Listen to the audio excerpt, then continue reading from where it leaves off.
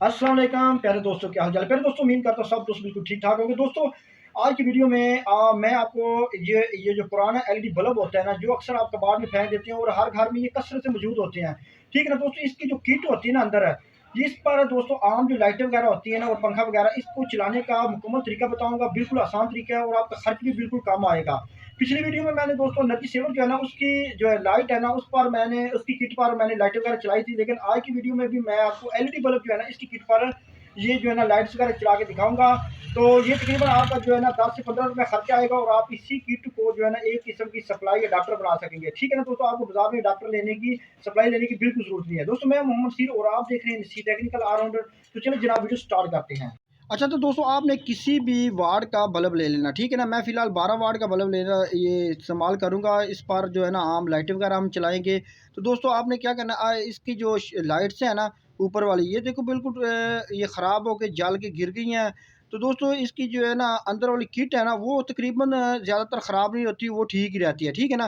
तो अभी मैं इसके अंदर किट लगा के निकाल के फिर आम लाइट जो 12 वोल्ट की होती है ना कोई भी, वो आपको चला के दिखाऊँगा। फिर छोटा पंखा भी हम इस पर चलाएँगे, ठीक है। मैं इसके अंदर से जो ना इसकी किट वगैरह निकाल लेता हूँ।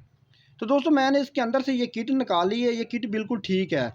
तो दोस्तों यहाँ पर जो है ना आपने तवज्जो से बात सुनी है। दोस्तों आपने क्या करना है, इसकी जो आउटपुट पर जो है ना एक तरफ नेगेटिव होता है और एक तरफ पॉजिटिव होता है, ठीक है ना। अगर आपको उस तरह समझ ना लगे तो ये जो छोटा कैपेसिटर है ना, इस हिसाब से आपने नेगेटिव और पॉजिटिव का हिसाब लगा लेना है। वरना यहाँ पर नेगेटिव और पॉजिटिव लिखा भी होता है, ठीक है ना।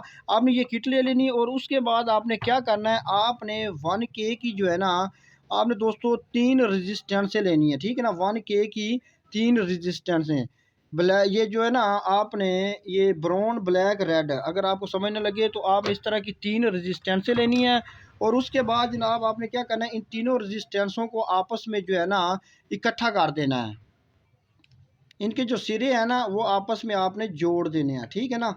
एक तरफ के सिरे एक तरफ जोड़ देने हैं और दूसरी तरफ वाले सिरे जो है ना वो आपस में इस तरह जोड़ देना, ठीक है ना।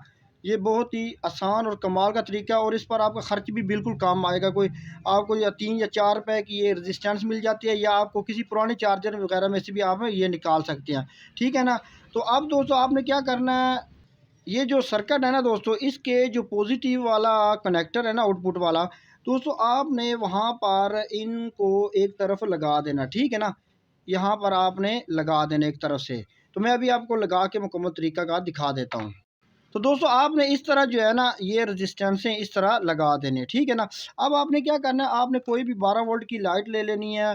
तो दोस्तों आपने इसकी जो पॉजिटिव साइड है ना लाइट की, ठीक है ना, ये आपने इस रेजिस्टेंस के एक सिरे पे लगा देनी है और दूसरा जो नेगेटिव है ना वो आपने डायरेक्ट यहाँ पे लगा देना है। मैं अभी इसको लगा के आपको चेक करवा देता हूँ।